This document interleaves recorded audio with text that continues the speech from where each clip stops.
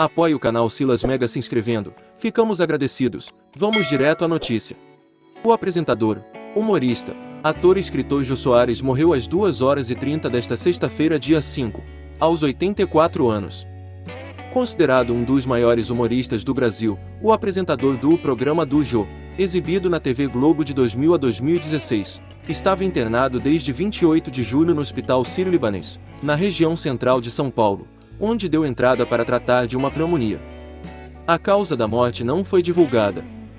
O enterro e velório serão reservados à família e aos amigos, em data e local ainda não informados.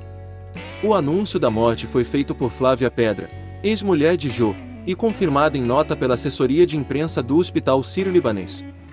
Você é orgulho para todo mundo que compartilhou de alguma forma a vida com você. Agradeço aos senhores Tempo e Espaço, por terem me dado a sorte de deixar nossas vidas se cruzarem. Obrigada pelas risadas de dar asma, por nossas casas do meu jeito, pelas viagens aos lugares mais chiques e mais mequetrefes, pela quantidade de filmes que você achava uma sorte eu não lembrar para ver de novo, e pela quantidade indecente de sorvete que a gente tomou assistindo, escreveu Flávia em uma rede social. Em todas as suas inúmeras atividades artísticas, entrevistador, ator, escritor, dramaturgo, diretor, roteirista, pintor, o Jô Soares teve humor como marca registrada. Foi seu ponto de partida e sua assinatura no teatro, na TV, no cinema, nas artes plásticas e na literatura. Ele próprio gostava de admitir isso. Tudo o que fiz, tudo o que faço, sempre tem como base o humor. Desde que nasci, desde sempre, afirmou em depoimento ao site Memória Globo. Nos últimos 25 anos, Jô ficou conhecido por ser o apresentador do talk show mais famoso do país. Na TV Globo, estrelava o programa do Jô, exibido de 2000 a 2016. Considerado pioneiro do stand-up, também se destacou por ser um dos principais comediantes da história do Brasil, participando de atrações que fizeram história na TV, como A Família Trapo, 1966, Planeta dos Homens, 1977, e Viva o Gordo, 1981. Além disso, escreveu livros e atuou em 22 filmes. José Eugênio Soares nasceu no Rio de Janeiro em 16 de janeiro de 1938. Era o único filho do empresário Orlando Heitor Soares e da dona de casa Mercedes Leal Soares. Em entrevista ao Fantástico em 2012, Jô disse que pelo fato de sempre ter sido gordo, preferia ser mais conhecido pelo espírito do que pelo físico. Então, eu era muito exibido, assumiu. Sou muito vaidoso, nunca escondi isso. Qual é o artista que não é vaidoso? Todos. É uma profissão de vitrine de exibidos. Você nasce querendo seduzir o mundo. Na infância, Jô estudou em colégio interno. Chorava muito. Era uma coisa excessiva, uma coisa de sensibilidade. O motivo era o medo de tirar nota baixa e não ter direito a voltar para casa nos finais de semana. Na escola, seu apelido era poeta. Sendo gordo e ter o apelido de poeta, acho que já era uma vitória. Aos 12 anos de idade, foi estudar na Suíça, onde ficou até os 17. Lá, passou a se interessar por teatro e shows. Mas o plano original não era seguir carreira nos palcos. Eu pensei que ia seguir a carreira diplomática, ele disse. Mas sempre ia ao teatro, sempre ia assistir a shows, ia para Coxia ver como era. E já inventava números de sátira do cinema americano, fazia a dança com os sapatinhos que eu calçava nos dedos.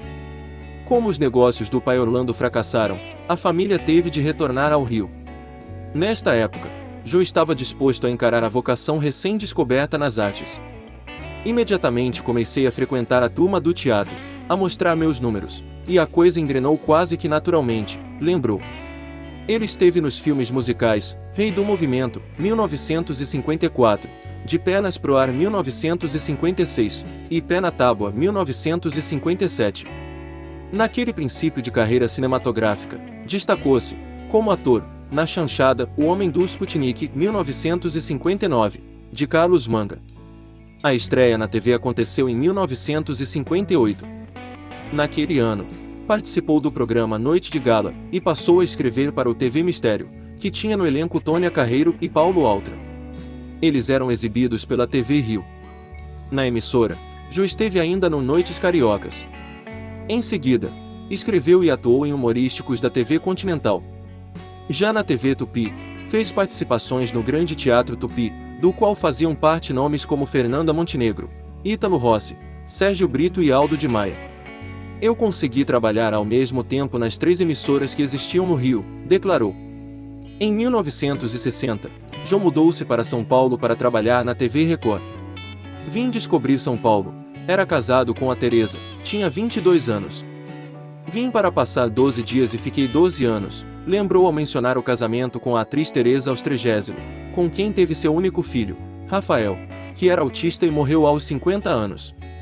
A partir daí, atuou e escreveu para diversas atrações, como La Reuve Chique, Jô Show, Praça da Alegria, Quadra de Ases, Show do Dia 7, e Você é o Detetive.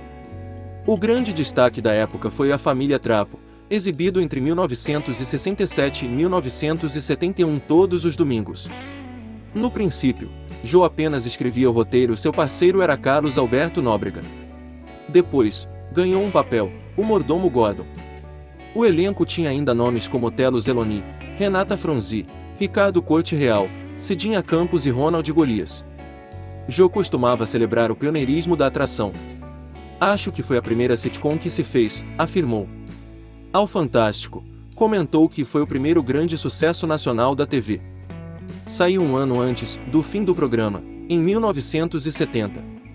Assinei contrato com a Globo, onde estavam o Boni, que já me conhecia e de quem já era amigo, e o Walter Clark.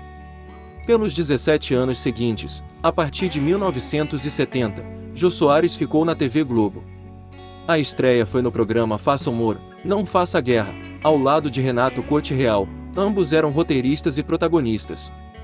Os textos eram também assinados por Max Nunes, Geraldo Alves, Hugo Bidet e Haroldo Barbosa.